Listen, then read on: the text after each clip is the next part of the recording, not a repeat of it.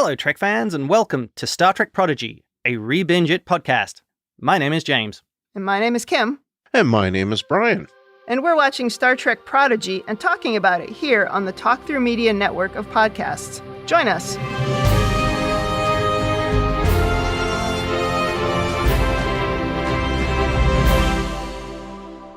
Welcome to the very first episode of this podcast, where we'll be talking about the first ever episode of Prodigy called Lost and Found Parts 1 and 2.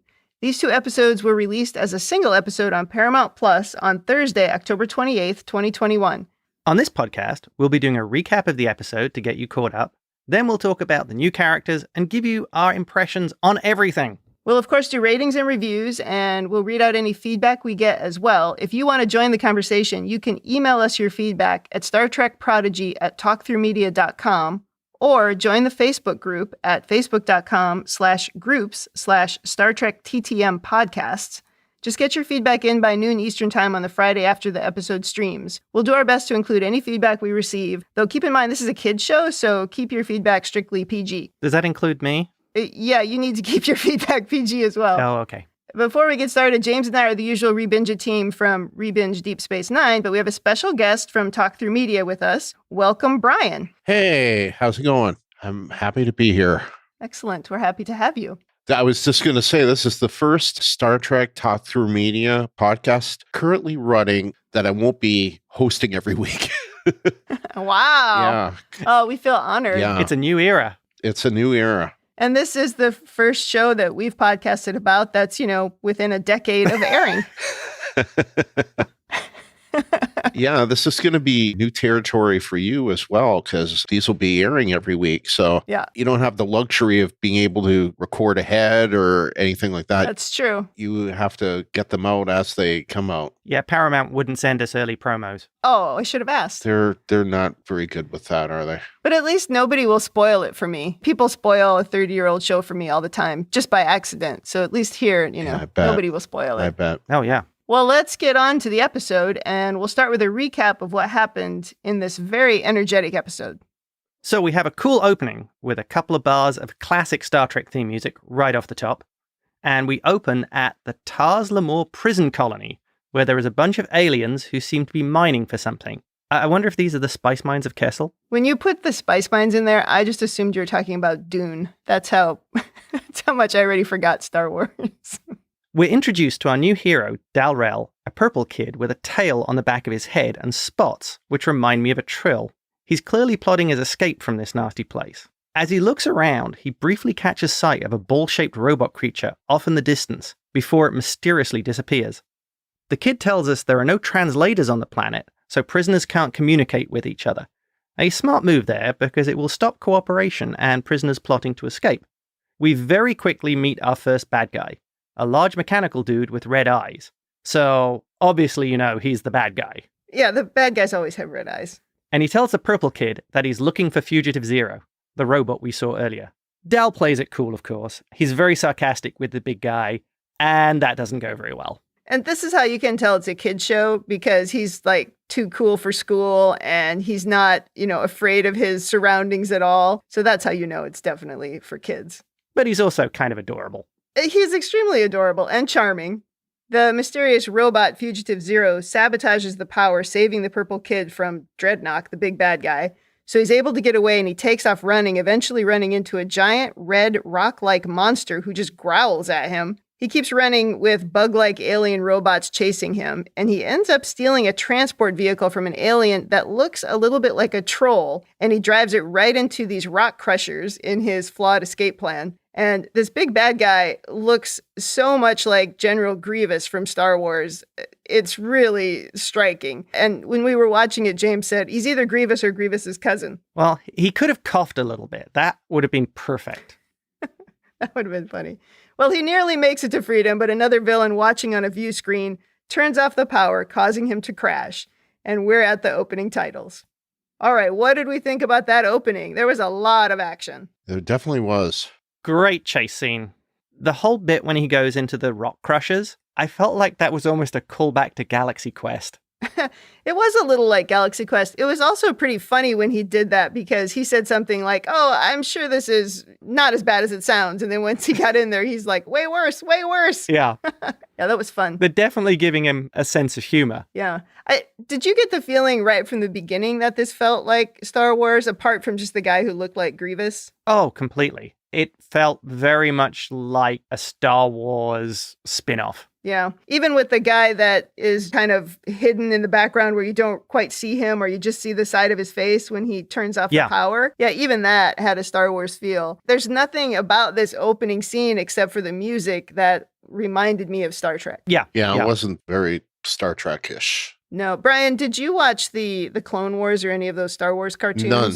No. And I've heard a lot that this is very similar, but if it's not a movie, I haven't seen it, with the one exception. I have seen season 1 of The Mandalorian, but I still haven't seen season 2. My comment on that would be it unquestionably gives a nod to that style and feel of the Star Wars cartoons. To those, the animation. Yeah. It definitely does. I watched a number of them, but I couldn't get all the way through. I found them really samey. And I've always been a bigger Star Trek fan than Star Wars, so maybe I was just never destined to get through them. Yeah, I'm the same way. Yeah, the bad guy who was turning off the power, at first I thought maybe Vader, but later I thought Emperor, so he could have been either one. Gotcha. Well, now we learn that the Kazon are supplying the colony with criminals and orphans as workers. A very Oliver twist, kidnapping orphans and using them for labor. Okay, so we've come from Star Wars to Oliver Twist. All right. And apparently also cats who purr as this Kazon presents a pink cat as a new recruit. Oh, it's cute. Yeah, it's got cats. I'm totally in with this. Right. We meet a new character who comes out with a hooded cape and her face in shadow, almost like a Jedi. This is the daughter of the diviner that Dreadnought works for. And she does not seem terribly happy with her executive position within this organization. I'm guessing here she's a trainee Sith. She's got the whole cloak and reveal thing down already. No, she absolutely does. I mean, we laughed out loud when she came walking out with that hood up and the cape. It was like, okay, now we're just blatantly looking like Star Wars. What is thy bidding, my master? And the Kazon, I mean, I recognize the Kazon right away from Voyager. They were the warrior race that Voyager had to deal with mostly. Was it the first and second seasons? Yeah. Yeah, they never really felt that menacing. That was their biggest problem. It was because they were not unified. Yeah, they're very tribal. Yeah, exactly. I felt threatened by their hair. Yeah, their hair was threatening. Like hard, and like if they really came at you with it, they could hurt you. Well, they always looked like they just rolled out of bed. Yes, they did. Like Rock Talk's cousin. A little bit. Well, now we meet the diviner who's floating in some kind of chamber, and we find out that Dal Rael is of an unknown species, and they think he's working with Fugitive Zero. The diviner wants his daughter, who we later learn is named Gwen. His daughter is the one with the cape and the hood. Junior Sith Lord. They want Gwen to get this information out of Dal. She and her father are the last of an alien race called the Vaunakot. We learn that he's keeping a secret from her about what he's really searching for on this planet, and he's worried about the Federation influencing her. So this is the first familiar Star Trek reference that we get, if you exclude the Kazon, obviously. So he's worried that if she's introduced to root beer, it could ruin everything? Deep Space Nine reference. Well, the cat is also something familiar because that's Cation. Right. And, we've seen Cations from the animated series, and there's one in Lower Decks right now. The Doctor is a Cation. That's right. Arguably my favorite character. That's right. Yeah. They look radically different in between this character and Lower Decks. So, I didn't connect that right away. I mean, if you think about it, cats look different. Like, we've even seen them live action. There was one in Star Trek 4, and that Admiral looks way different as well. Yeah. So. Right. So this cat we're seeing in the show is kind of like one of those cute, cuddly cats you would like. Exactly. Yeah. And the Doctor that we see in Lower Decks is like one of those rough alley cats that lives on rodents for a living. Exactly. Yes. Anyway, so Dal is stuck in a cell where he hears a voice say that he's the only one who believes he can escape. He's later taken to Gwyn, and they appear to have a strangely friendly relationship. During the interrogation, she asks him about Fugitive Zero, and Dal says, "Do you think I'd hitch my fate to some rebel fighter?" Another Star Wars reference. That one was even more blatant. Yeah. Yeah, that was obviously blatant. Yep. And she asks to discuss the location of his hidden rebel base. No, she doesn't. Not exactly. She tells him that Fugitive Zero is a Medusan, a genderless, non-corporeal creature who is also a telepath. Dal agrees to help her find the fugitive under threat of being interrogated by Dreadnought. So the Medusans were first seen in the TOS episode, Is There in Truth No Beauty? And I have to say, it is a truly appalling episode. James and I watched it last night, and it is not a good look for Star Trek. It actually starts out kind of interesting, but it devolves very quickly into a horrible episode. And it has Pulaski on it. Yes. Obviously, she's not playing Pulaski, but the actress who played Pulaski. Also, I thought it was curious how well these two characters, Dal and Gwen, seem to know each other. Like, why would they be close? I mean, they seem to have a pre-existing relationship, and he's overly familiar with her, and he puts his feet up on the table. And I don't know, I thought that was kind of interesting. I hope that they explore that a little more about why these two know each other so well. I wonder if it's because they're the only two of a similar age, perhaps. Maybe. And she's as much trapped there as he is. Well, they make some kind of a reference to her being overly protective of the unwanted, as the aliens on this planet are called. I assume that was just the orphan. So maybe she's protective of the younger ones. He could have been one of the orphans, right? He was quite young. Yeah, that's what I took from it. Okay. The one part to me is confusing. I mean, they call it a prison, but it's not a prison. It's a Victorian workhouse. Yeah, it's basically kidnapped and put into servitude. I might be jumping into overanalysis here, but it could be that the Kazon are actually recruiting other races to give their criminals to the Kazon for payment, who then transport them to the prison facility. So it becomes a profitable enterprise for the Kazon as the middlemen in this organization. I mean, it could be, but what's a cute, cuddly little cat done wrong? Yeah, no. Now he's just stealing orphans, yeah. Yeah. I would see the Kazon lacking a lot of moral fiber. No, for sure. I have seen online a theory that it could be species that were taken by the caretaker from Voyager. Oh. There's no evidence to support this, but there's no evidence to... Yeah, and the caretaker was a complete jerk, so he could have pulled anybody from anywhere. Sure. You know, why they all seem to be Alpha Quadrant or Beta Quadrant species, who knows, but yeah. It's possible. Like the Lurians, yeah. Right. Oh, yeah. Maybe the Prophets opened a second wormhole. That's the other thing, too. I mean, they're supposedly in the Delta Quadrant, but they can't be very far away from Federation territory because the Diviner seems to know very well about what the Federation is. Right. Well, even in Voyager, they were only 70 years away from Federation space. Only 70 years away. That's all. It depends on your extended lifespan. For a tortoise, that's a pretty quick trip. True. Yeah, it'll be interesting to find out if the Diviner knows about the Federation because of dealings in the actual Alpha Quadrant, or if he found out some other way. I mean, that's a mystery, I'm sure, that will reveal itself. Yeah. And in a truly ridiculous piece of trivia, tortoises were the actual first interplanetary travelers. They were the first creatures to orbit the moon. Really? Never would have known that. And did you need to know that? That's always the question with the facts in James's head. I don't think so.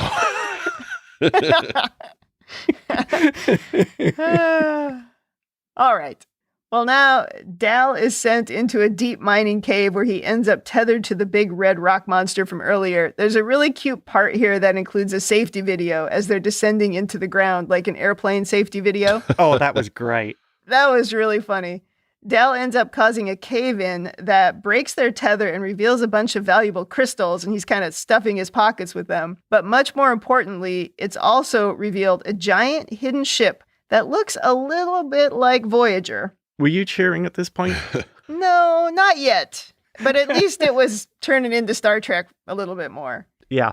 They approach the ship that's kind of embedded in the rocks a bit, and as the door starts to open, we see a Starfleet logo on the inside of the door. That was cool. Yeah. That gave me a little bit of goosebumps. They make their way to the bridge where the rock monster sees an icon shaped like a comm badge kind of hovering in the air and presses it, activating the ship. And suddenly, the rock monster and the purple kid can understand each other because the universal translators come online. And the giant rock monster now has a tiny little squeaky high-pitched voice that it just does not go with the appearance. Yeah. But suddenly the two can communicate. And we learn that the rock monster's name is actually Rock Talk.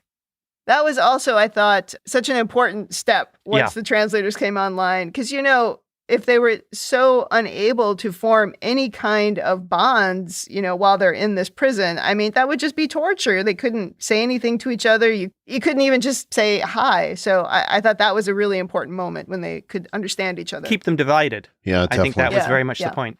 So we now get to meet Fugitive Zero close up. Zero is an energy-based life form inside of a self-made containment suit. Because if any corporeal creatures laid eyes on him, they would go mad. Except for Vulcans, just going to point that out. Well, Vulcans he had to wear a visor. Yes, with a red filter on it. That episode was terrible. Zero has been following Dal because he's the only one left there who has hope. The Medusan was kidnapped and used as a weapon against the other aliens, but they managed to escape. They can tell the Diviner has a dark purpose, and it seems he was searching for this ship. We determined that we need some help to fly this ship, including an engineer. Somebody has to fix it. Dal recruits the guy who was working on the loader earlier, which he stole, and this guy is Jankum Pog, a Tellarite who is quite the contrarian, so they purposely argue with him into getting him to agree to help. He says he needs a week to fix the ship. So clearly this guy is a Starfleet level engineer. Yeah, he's ready to be an engineer. Yeah. This voice in Jason Mantzoukas, I mean, you recognize immediately, right? He's been on so many different shows. And I almost found it distracting how recognizable his voice was compared to all the other characters.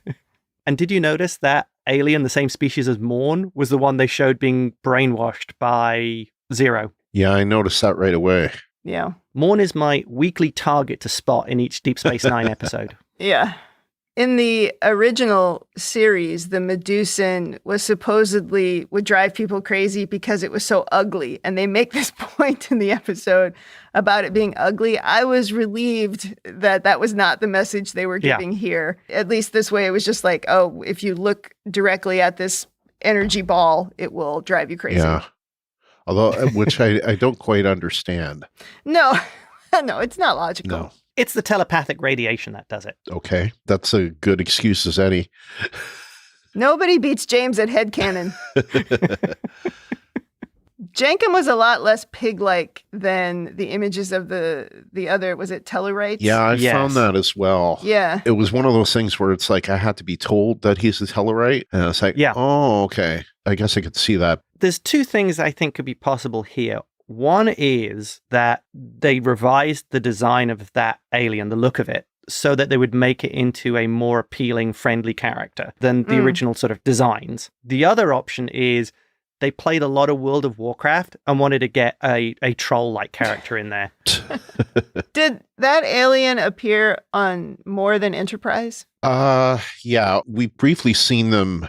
They were in the original series, and they may have been in the animated series. Yeah. They've been in Discovery. They've been in the short tracks, and we have seen them in Picard, now I think about it. Yeah. I didn't remember them in Picard. Okay. Yeah, if I'm not mistaken, that interview Picard has in the first episode, there are a few species there, and one is a Tellarite. Oh, nice. On the ship, Rock brings in Murph, who appears to be an animated pile of blue jello, and may not be an intelligent species. The translator doesn't understand anything he says, or it says, and I like how she says, it's probably too smart for the translator. So I think we're introducing that the character of Rock is the person with the big heart, who likes the animals. Yep. Yeah. Has a lot of pets. Yeah. Gwyn, Dreadnought, and a whole troop of bug-like robots find Dal, who's left the ship, and send him to work on the surface. Apparently, nobody comes back from the surface, because on the ship, Fugitive Zero says, perhaps they should prepare to leave without Dal. They gave up fast. Yeah. So Dal is working on the surface when there are dangerous geysers of, I don't know, maybe steam shooting through the surface, and Dal escapes in the confusion. But it turns out it's all a trap, and Dal is about to lead them right to Fugitive Zero on the Starfleet ship. Dal makes it back to the ship, and they send him outside to fix the shields, and that's when Gwyn, the junior Sith Lord, approaches. He tries to get her to join him and escape this planet, but it's too late. Dreadnought is right behind her with the army of those bug robots. when Dreadnought sees the ship, he tells Gwen that her father has been searching for that, and Gwen had no idea. That's a big clue of something. Oh, yeah. Yeah, definitely. Definitely. Also, that points at the relationship between Gwen and Dal, that he's actually asking her to join him, come with him. The two of them can get out of there together. Yeah, because they make lots of hints about the two of them talking about going off into the stars, right, together. Well, some of that might be she's one of the few people who can speak multiple languages and can actually talk to him. So there could be that aspect of he's just the only person she can talk to, and he likes to talk. Okay, that's a good point. I hadn't thought of that. Boy, does he like to talk. And I can relate to that. Yeah, he's a chatterbox. That's why I like him. He's a little like you, James. I can see that. Well, we go into a big fight, in which includes Gwyn getting onto the bridge of the ship and fighting with Rok-Tahk. We see that she's able to transfer the patterns on her arm into a weapon, like an edged blade, but it's not super effective against Rok-Tahk. Well, she's a giant rock thing. Yeah, a little butter knife isn't going to hurt the rock. Exactly. It was cool, though. It was very cool. Yeah, it was a great effect. Yeah. And she says, some words that activate it. It's kind of like what we see in season 3 of Discovery. It had programmable matter. Ah, yeah. And I assume as a junior Sith Lord, they don't let them have lightsabers yet. One step too far. Well, the bug robot starts shooting at the ship and cause a rock slide, and it heads off in towards a crevasse.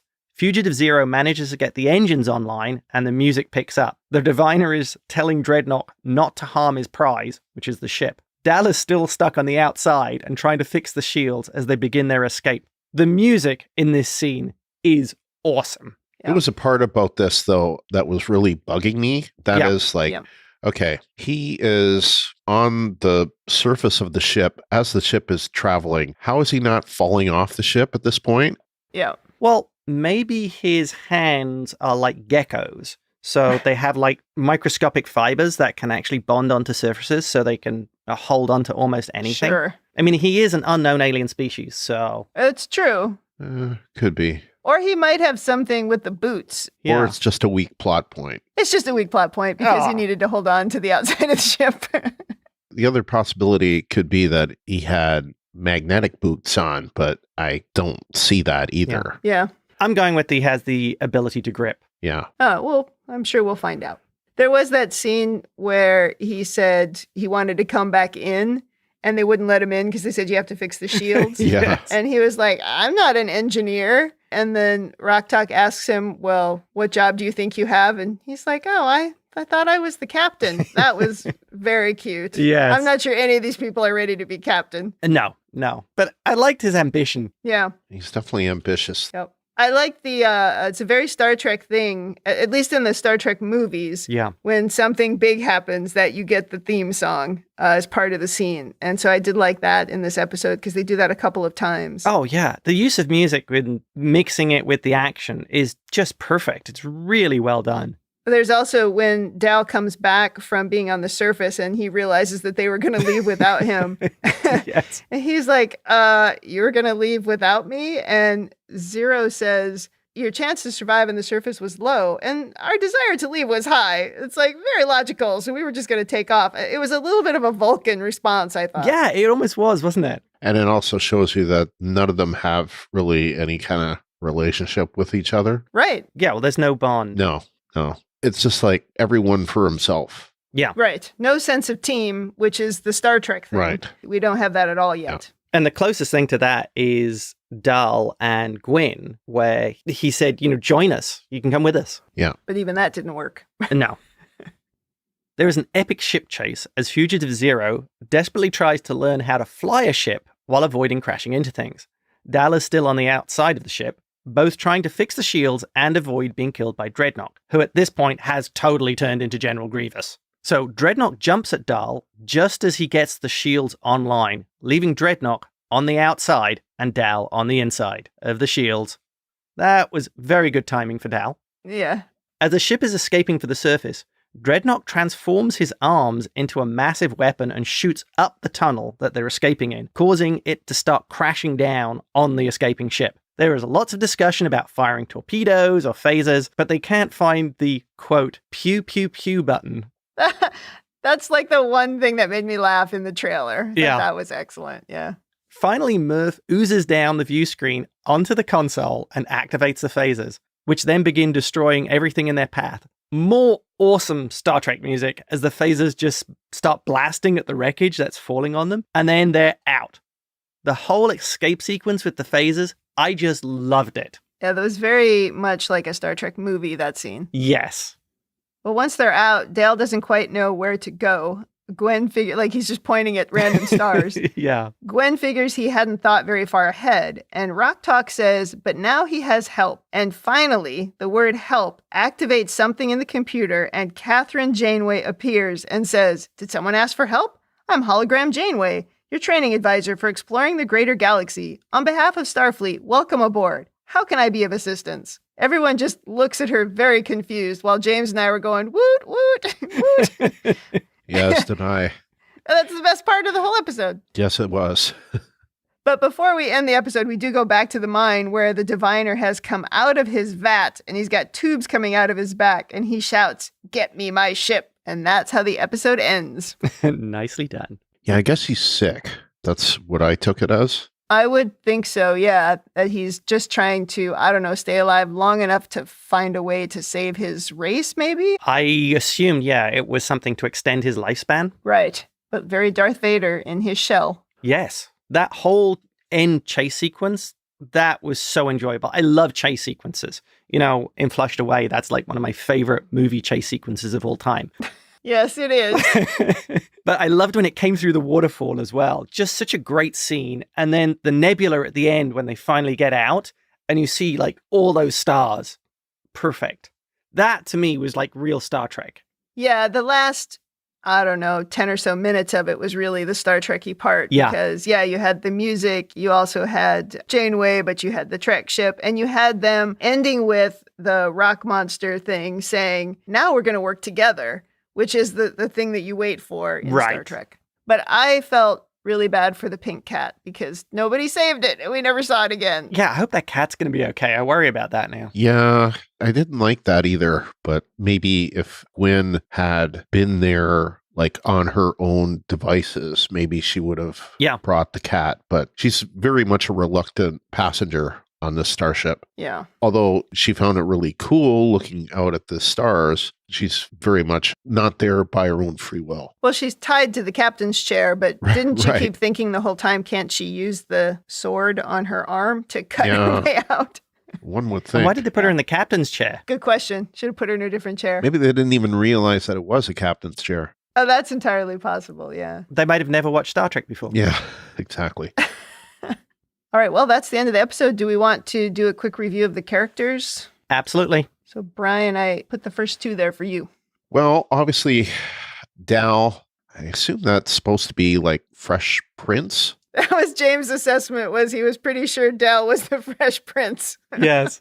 Yeah, in some ways I can see that, except for the tail. Right. Basically, he appears to be like a cool Fresh Prince type, unknown species, purple with spots and has a tail. And like, I'm wondering, like, there is this kind of mystery about what species he is, but I have a feeling he knows what species he is, but maybe he doesn't. Like, he says he doesn't. Well, he asks Zero when he doesn't know it's Zero what species they are because he thinks they must be the same species because he can understand the voice. Right. Yeah. That's true. So I don't know if he knows. Right.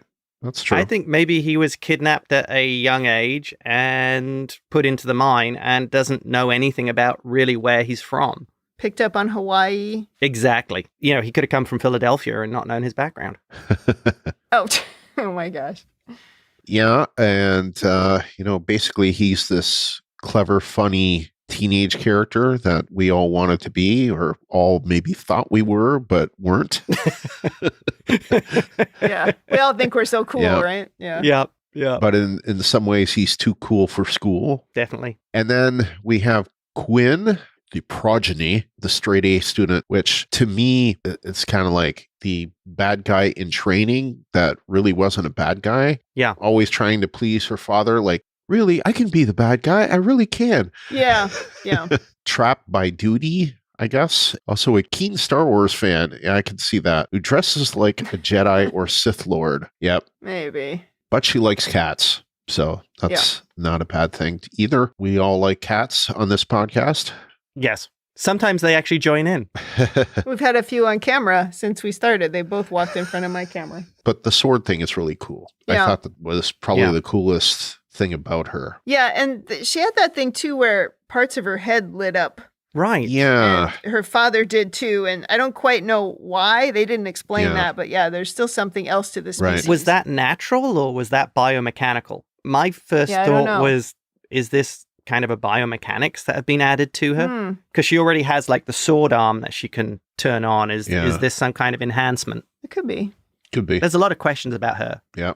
Yeah. But I do like that sort of aspect of this is someone who is trapped by duty and feeling that she has to live up to the parents' expectation. Yeah. Yeah, definitely. Well, then I have the next two characters. So there was Rock Talk, a large red rock monster who appears to be a little girl. At least that's who's voicing this very large creature. And seems like a very innocent soul, but really large and strong and likes blob monsters, which I think means that she actually likes pets. So she seems like a pretty cool character. I think this is the character that is going to be the heart of the group. Yeah, I think so. And then we had Murph, the blob monster, who appears to be in charge of tactical. I don't know. Or it's just like a cat who walks on your keyboard and accidentally makes things happen. I was wondering if we were going to find out that, and maybe we will find this out, but maybe that wasn't an accident. I mean, they kind of played that it was an accident, that it fell on the phasers and managed to set the phasers up. But maybe this creature knows more about this ship than any of the rest of them. Oh, that could be interesting. Yeah, maybe. Somebody on Twitter was proposing that they were actually an evolved version of one of the gel packs from Voyager.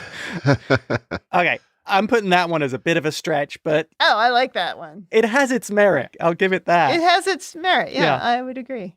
Also worth saying that Rock Talk is a Bricar. The Bricarians are actually a species from the comics and the novels. Oh, did not know that. This is an extended universe species that we've never seen in TV or the movies that we're finally getting introduced to Alpha Canon. That's great. Yeah. I mean, there's so much IP they could introduce, given how much has been written over the years. It's great to see the stuff actually being used. Yeah. Well, one of the consultants on the show is David Mack, and he's kind of brought in there to help make sure that they get their references correct. Oh. Yeah.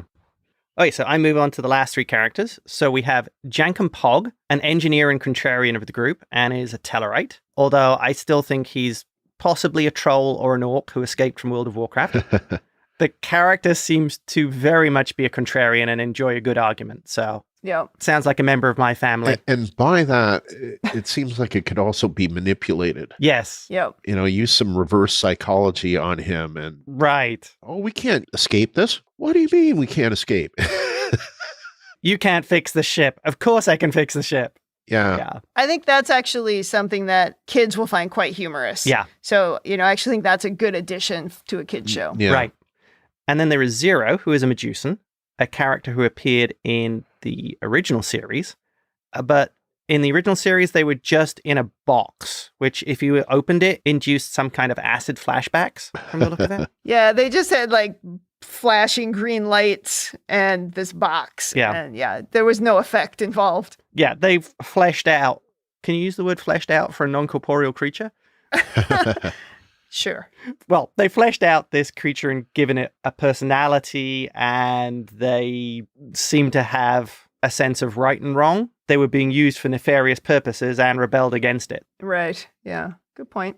But at the same time, it does seem like Zero can be a little manipulative and cold-hearted. He manipulated Dal into going out and helping them to try and escape. And then when he was gone, worked on, well, if we get the ship going, we're just leaving. But again, I think that they could use this as a Vulcan, like just making logical decisions. Right. There's just no emotion or low emotion, or I have my emotions controlled. Yeah. I'm not going to make my decisions based on emotion. So I think you could look at it that way too. It'll be interesting to see if we develop emotions in this character over time or not. Oh, that would be good. Yeah.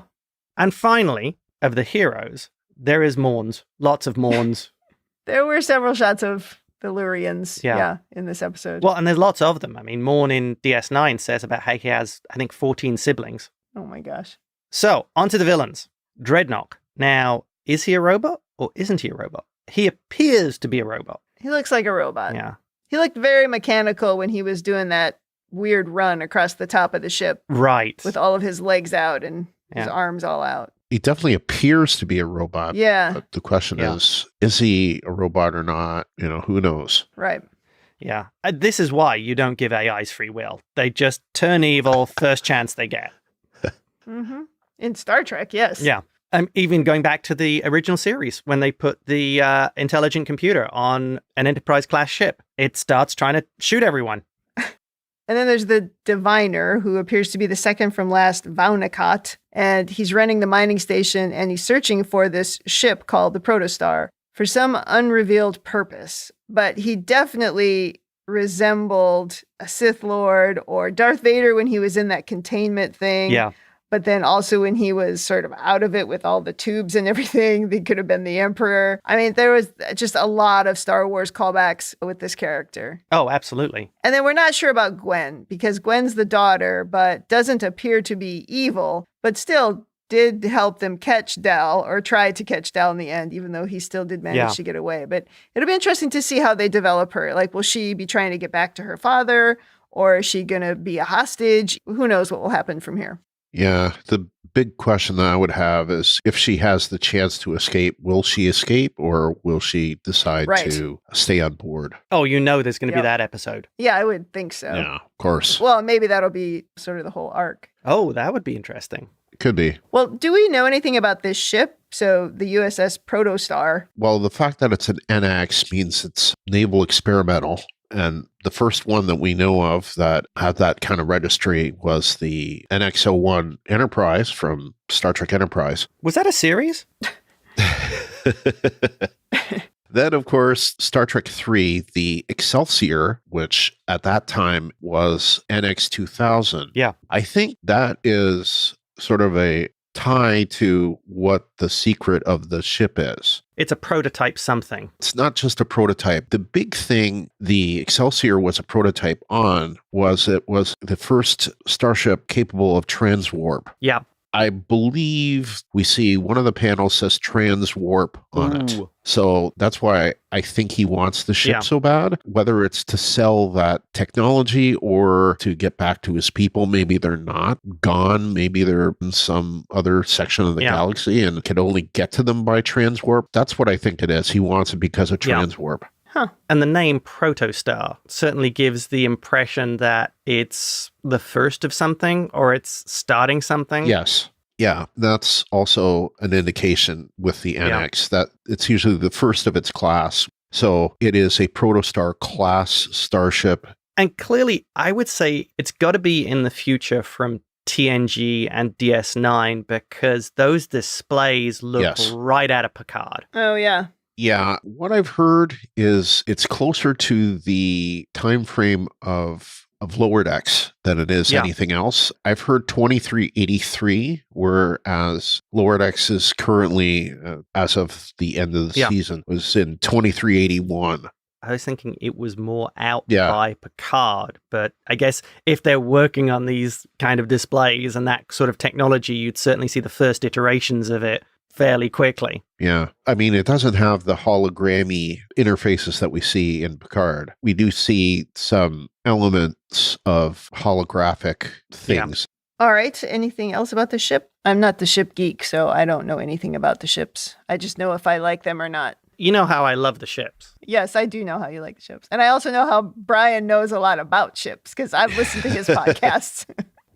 They do mention a crew complement of 20 that it would normally have. Now, Yeah. I'm not really sure how they came up with that number. I'd be curious to see where it would fit if it were sized up with other starships together and Right. where the Protostar fits into that. Oh, yeah. I would also think that Zero was making an assumption as to the crew's complement. Yeah. Or they were able to telepathically connect with the ship somehow Ooh, interesting. That's possible. with the gel packs A telekinetic interface to the ship. Ooh, that would be cool. or to the holograms. I don't know.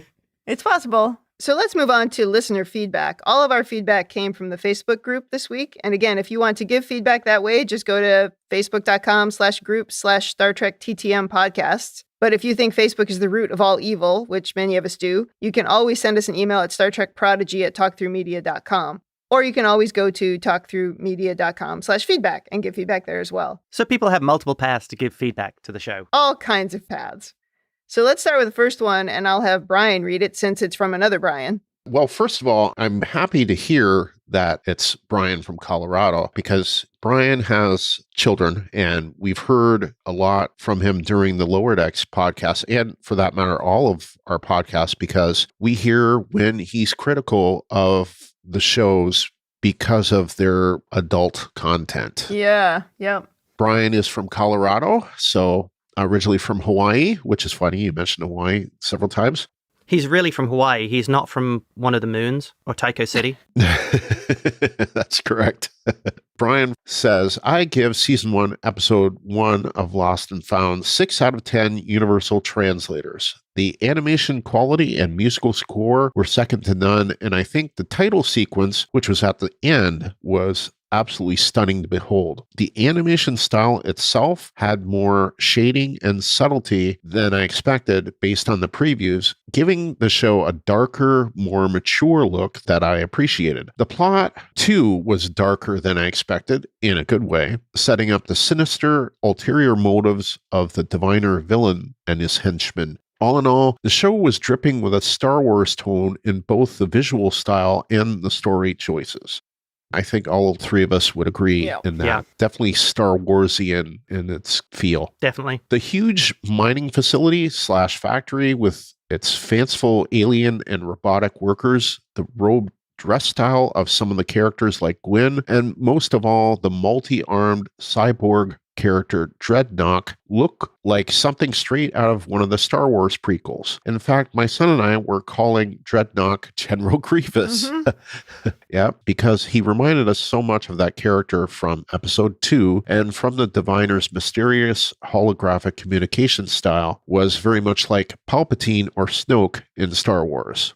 The battle, when Dreadnought was fighting Dal on the hull of the ship, was extremely Star Wars-like as well. Ultimately, the show was well executed and is a compelling story in its own right, but it has very little to do with Star Trek so far. Hence my lower rating. Looking ahead, I did love the visual design of the Protostar and can't wait to learn more about that ship, why it's buried in a planet in the Delta Quadrant, and what the hologram Janeway is doing on it. The callback to TOS with the Medusan Zero is an interesting character that I'm curious to follow as well. I'm dying to know how some Alpha Quadrant species like the Tellarite Pog and the Lurians were shown made it to the Delta Quadrant in the first place. I'll respond to one thing in your rating here, Brian. I think it's by design that it's not very Star Trek-like at this point. This show is designed for viewers that really have no Star Trek background. So it makes total sense that it's like Star Wars, because they're going to be more familiar with Star Wars. So the show is going to start out very much like a Star Wars show, and then maybe by the end of the season, it's going to be very much like a Star Trek show. Right. Where they will be exploring the galaxy and working as a team.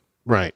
So if you're expecting the show to be very Star Trek at the start, I think you're going to be disappointed. I agree with a lot of the stuff that Brian said here. But I think it makes sense. We're supposed to be in a different location, right? We're in the Delta Quadrant. Right. And we're not starting out with a Starfleet crew or people who know anything about Starfleet. So it would make sense that it would be different. Maybe the way that is so much like Star Wars is a little bit jarring. But what you said makes perfect sense. It's like they're trying to sort of find a comfort zone for an audience, and then they can move it more into Star Trek. At least I hope that's what happens. And I like what Brian said here, even though you kind of complained about it being a little Star Warsy. He's like, yeah, but I'm looking forward to it becoming more like Star Trek. Yeah, I would agree with that. Well, this feedback is sent from James and came via Facebook. So Brian read the Brian and James is reading the James. It just dawned on me. It's perfect. Exactly. Okay, here we go. Although Brian hit a lot of the points I had, especially with the Filoni vibe, had this been a live action, I would have been upset. But for animation, I think it worked nicely. My rating was significantly higher at 8.9 General Grievous Deadnoks. Also, did anyone notice the huge nod to TMNT, or Teenage Mutant Ninja Turtles for those not initiated? Being a huge cartoon guy, I noticed it right away. When they first saw Jankum, he's got those welding goggles on, and he looked totally like Bebop. No way that was unintentional. I never watched Teenage Mutant Ninja Turtles. No, I don't know anything about Teenage Mutant Ninja Turtles, so I had to look up Bebop, and he does look like Bebop. Oh, funny. I agree. Nicely done. I guess we missed that. Back to the feedback. The only thing I didn't like about the show so far was Dal. I know it's early, and I'm sure they'll develop him, but he's also the character that bridges this show to children. So he comes off very childlike in an annoying way. The rest of the characters were great. They seemed complex. Not that Dal isn't going to be, and actually more mature than the ages they portray. I can definitely forgive Dal's portrayal, though, because it's exactly what they're going for here, and it's supposed to be for kids. My 2-year-old son, Connor, watched with me, and when he was able to stay focused on the show, he definitely enjoyed it as well. He didn't have too much commentary, however, with a limited 2-year-old vocabulary and all. Well, he could have just turned on his universal translator. I like that the guy who has a kid doesn't like the character because he's too childlike. And you, who don't have a kid, is like, ooh, I like this guy. Well, I'm serious when I say I see this character as almost like an extension of the Fresh Prince character. And kids want to be this cool, funny one who has a quip for every situation and is also heroic and adventurous. Right. And is not afraid. Exactly. Yep. So it's very much a kid fantasy, but so much of sci-fi, the lead character or the hero character is a fantasy character that embodies all the characteristics that you want, that the viewers would want to have. Whereas the better characters do tend to be the more complex and flawed ones. Right. Okay. All right. Well, now we'll go to Justine, who is a new member of the Facebook group. And unfortunately, we don't have a Justine to read Justine's comment. We don't. I do know a Justine. Maybe I should have called her. Yeah, we could have got her on. Well, Justine says, I loved it, and my 9 and 11-year-olds enjoyed it too. I was amazed at the animation. It's so gorgeous. Yeah, it really is. I don't watch Star Wars, so I didn't get that vibe from it, but the dark start at the mining colony will make a good foundation in contrast to the Federation vibes that will come later. Yeah. My kiddos loved the sparkly goo and the wild action sequence, but it wasn't too, double quotes, kiddie for me. Most kid shows make me want to tear my eyeballs out, so this is great. Also love the use of the Medusa in a much less stupid way than they did in TOS. Interested to see how it unfolds. Well, I think you have a kindred spirit there, Cam. See, she knows. Yeah. That episode is terrible. I agree. They used it in a much smarter way here. It's interesting that her 2 kids enjoyed the show, and at the same time, the adult watching with them found it enjoyable as well. They've done an amazing job of managing to find that balance. Yeah, well, I assume that's their goal. So if that's working, then good job to them. Yeah. I mean, we didn't have any kids in the room and we enjoyed it, right? Right. It lived up to my expectations. In fact, actually, it probably exceeded them. I thought it would be a little bit more like season 1 of the Clone Wars, where it's a lot more simplistic. Yeah, and I thought it would be a little bit more geared to kids and that, maybe it would be too simplistic. I guess that's a good word. But I didn't get that feeling from it. Yeah. All right, that's all the feedback that we got this week. So you've got all your options of how to send us feedback if you want us to consider it for next week. So start hitting those keys, people. Speaking of Star Trek, I just made note of a short list of things that were Star Trek-y because James and I talked about we should be evaluating the Star Trek-iness of the episode, and we've been beating on it kind of the whole way through about how it's more like Star Wars. But we knew we were in the Delta Quadrant when we saw the Kazon.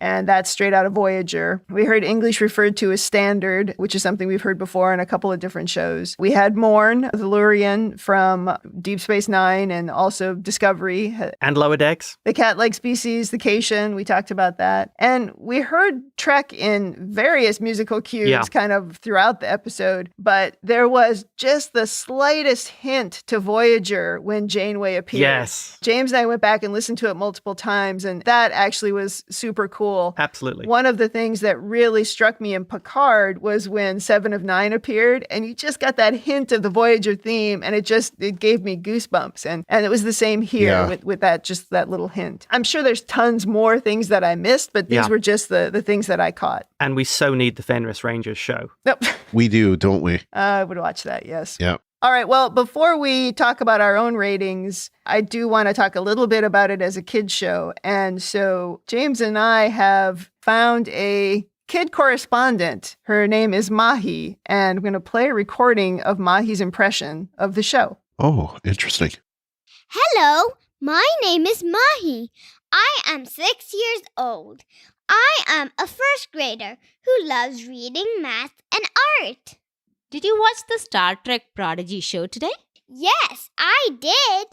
I thought the show was great. The aliens worked together and escaped. They did not get trapped anywhere. Which character did you like best in today's episode and why? I liked Gwen most because she tried to save Del Rey's life many times. Which scene did you like most? I like the scene when Gwen finally sees the billions of stars. Did you learn anything from the show? I learned that working together makes solving hard problems easier. Would you watch the show again next week? I look forward to watching this next episode and see what they do and find on their adventure. Oh, we really want to thank Mahi for that, our first kid correspondent to give us her views on the show. I really enjoyed that. And also thanks to Mahi's mom, who you can hear in that recording as the interviewer. I was really wondering if the show is going to be too dark or intense for a 6-year-old, but it sounds like so far she's into it. Yes, thank you, Mahi, for giving a more intelligent and thoughtful feedback than most internet commentators. So true. But it is remarkable that this show has such a wide age range appeal. Hopefully they will be managed to maintain that for its whole run. Yeah. I'm surprised that Gwyn is the character she liked the most. When we talked about this, we thought it would be Murph, but she's actually interested in the most layered of the characters. And I love that. Yeah. That's really a good sign. So let's go to rating. So what are your ratings? Nobody entered anything into the Google Doc, so I'll be surprised to hear ratings. James, you want to go first? Okay, my ratings. Well, there's a cat, so that is a big plus for the show. I'm going with absolutely loved it. I really enjoyed this. I thought the animation is just great. There are parts of it that are just beautiful to look at. The show itself, I actually personally like the very heavy crossover into the Star Wars animated series look and feel. Overall, I'm giving it absolute thumbs up. And the Star Trek aspects of it, they're starting to appear, and let's see how they build. Overall, a very enjoyable watch. Can you give it a rating out of 10? I'm going to give it a 10 out of 10 because Oh, nice. Ooh, wow. it honestly lived up to every expectation I had for the show. Brian, James is that person who, when he goes to Dairy Queen and he gets a banana split, it's like the greatest banana split he's ever had in his whole life. So he is all in when he is in for something. So, but if he doesn't like it, it will get a negative number. Yes. But 10 that's okay. Great. It hit all the marks that I like in a show. Yeah. All right. How about you, Brian? Well, I'm used to giving things a rating out of 10. I'm going to give it, in terms of a thumbs up, thumbs down, it's definitely a thumbs up. Looking forward to the show. Like, it was one of those things where, I wasn't sure where I was going to be on this. Like, I don't have any children, and I didn't know how much it was going to be for me. That said, it's definitely going to be a show that I'm going to watch. What I'm going to say, 9, there's coffee in that hologram.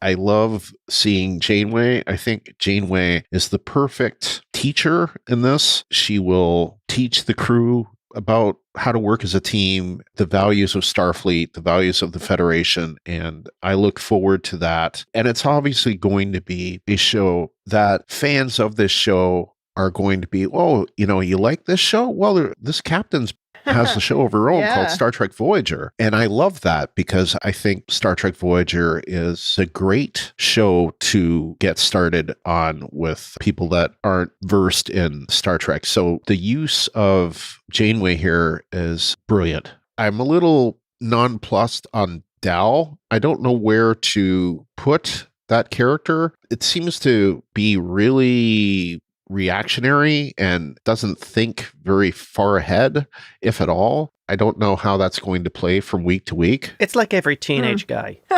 Yeah, well, that's true. And I don't really understand that relationship he has with Gwen. Right. Because it's like that they're friends, but they're not. And how could he be friends with this supposed bad guy or bad guy in training? I don't get that. Yeah. And not really sure about the cute little goop creature and how they're going to fit into the show, although they're definitely cute. Well, STNG had Wesley, who fitted that role. That's true. As a goop creature, as a pet. Yeah. Aw. Well, I'm not really sure about these elements of the show, so I'm kind of like holding this part of the rating back. But all in all, I thought that it holds a lot of promise. And I've already seen it, I think, 4 times. So that's a good sign. Oh my gosh, Brian.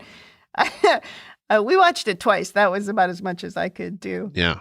All right, that's great. I hadn't really thought about what rating I would give it out of 10, but I think I'd probably give it an 8 out of 10. I agree with Brian from Colorado that I want it to have a little bit more Trek to it, but I still really liked it, and it was absolutely beautiful. And yeah, the Janeway connection definitely is what made me want to watch the show. I mean, we don't have kids either, so I don't have that link to showing it to my kids, but I want kids to watch it, and I want them to enjoy it, and I want them to get the Star Trekkiness of it. Hey, it's great when the next generation start into something and start watching it or start being interested in it. When you said the next generation, I was like, what? I thought you were talking about you totally me too. blew my mind by that. But yes, I agree with that. However, I have a very maybe weird thing that I'm holding on to about this show. And it sort of occurred to me when we were watching The Ready Room and listening to Kate Mulgrew talk about the effect of the next generation that she could have as being a part of this show. Yeah. And when the creators were talking about how now she's not going to be able to actually control the ship. So she can't go and save them. She can only talk to them. And so the connection that I immediately made while I was listening to this is that's actually a little bit like my job. So it's a very leadership-y type thing to me. And, you know, if you listen to Rebinge Deep Space Nine, you will hear that I am a total geek about leadership. Some people are geeks about Star Trek and their ships. I am a total geek about leadership. This is such an opportunity for someone to just through talking move an entire generation. And, you know, that just really linked me to my job. So I'm really excited to watch where this goes. I don't know that it's going to be quite as deep as I'm hoping that it is, but I'm still excited about it. And I really liked it. And I'm glad we're podcasting about it because we'll be able to talk about it every week. Well, the question is, will Kate Mulgrew use that power for good or evil? I think she'll use it for good. I think she'll use it for good. All right. Any final thoughts before I move on? Number 1, more cats. Number 2, more Janeway. And we'll be good. Oh, we need more Janeway. Yeah. I mean, she was just essentially in the last scene, and that was not enough. Yeah. At least there was a bit of her in the Ready Room. Yeah, exactly. Yeah, and I think Janeway is going to bring in your Star Trek. So as she becomes more and more a part of the show will become more and more a part of Star Trek. That's what I see. Yep, me too.